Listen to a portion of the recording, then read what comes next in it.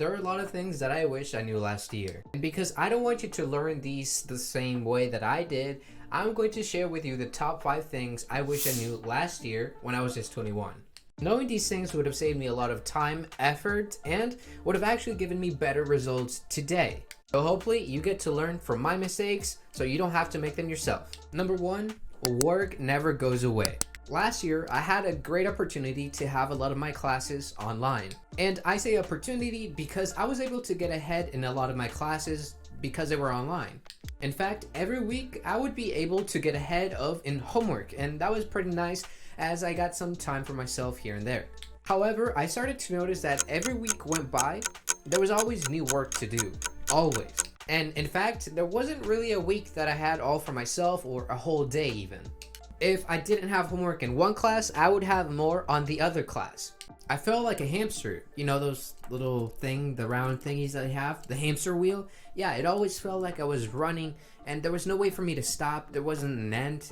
It was just awful. No matter how hard I ran, there was always new work around the corner. And that was even if I was running full speed or just medium. It really felt like my efforts didn't really matter. So what I learned from this was that only do the work that you need to do at the time. Why? Because there will always be certain work, and sometimes you busy yourself so much that it doesn't really matter because you could probably finish it faster when you're under pressure. Might as well enjoy the work that you're doing at the moment, and of course, don't do more than you have to. Number 2, things are simple, but not easy. You know, I started YouTube last year and I had huge expectations of my growth. In fact, I was so optimistic that I said, heck, in 6 months, I would probably have 1,000 subscribers easy. Of course, as well, I would start to make a little bit of money on the side. But as you can see, we're not there yet. And look, part of what made me so optimistic was that when I bought these few courses, YouTube courses, I saw that a lot of people said that they got those results at 6 months, 1,000 subscribers at 6 months. And so I said, heck, I think I'm above average. I could probably do that.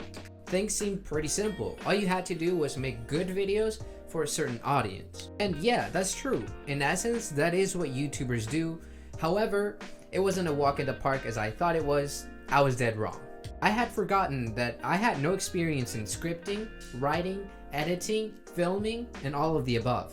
I was starting completely from scratch, and yes, although I didn't know what to do or had an idea of it from the courses, it wasn't something that I could properly execute. So, therefore, things might seem simple, but they're not easy.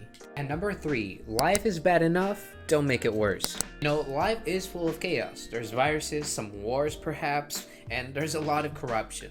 And you know, a thing about life is that it does not fix itself. In fact, chaos in nature, in anything that's normal, is the actual norm.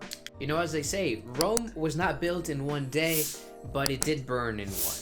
So being arrogant, prideful, and a liar is just going to make things much worse, and not only for you, but those around you. Your loved ones and the innocent people around them are going to pay the price for what you are probably going to accelerate. You know, hatred creates more hatred, so maybe don't do that.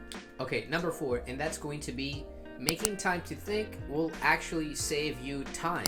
You know, last year I would hear a lot of things like, just do it, or don't be a thinker, be a doer. And yeah, I followed some of this advice and it did bring some positive change in my life. But this belief misses one important concept. You know, it's not that thinking keeps you from starting things, it's only overthinking that does that. Once I was able to pause and properly think, I was better able to answer the questions, how am I going to do this? What am I going to do? And why am I even going to do this? And by doing that, you know, thinking about what I'm supposed to do, I saved a lot of time than just doing it because I actually had a strategy. And number 5, an ounce of prevention is worth a pound of cure. You see, I contracted the virus last year. Yeah, I was not taking the best of precautions to not get it. So I felt like I was untouchable. In fact, in 2020, that whole year from 2020 to 2021, I didn't even get sick once out of anything. However, when I did contract the virus last year, 2021 to 2022, my 14 days of isolation were pretty bad. I had a fever, low levels of energy, fatigue, tiredness, and worst of all, I couldn't breathe at night, and I had a sore throat so bad that I didn't even want to eat or even swallow my own saliva for quite a few days. I had to learn the hard way that if only I had taken my vitamins, stayed away from certain people, and take proper precautions, that I probably would have been able to avoid all those 14 days of hell.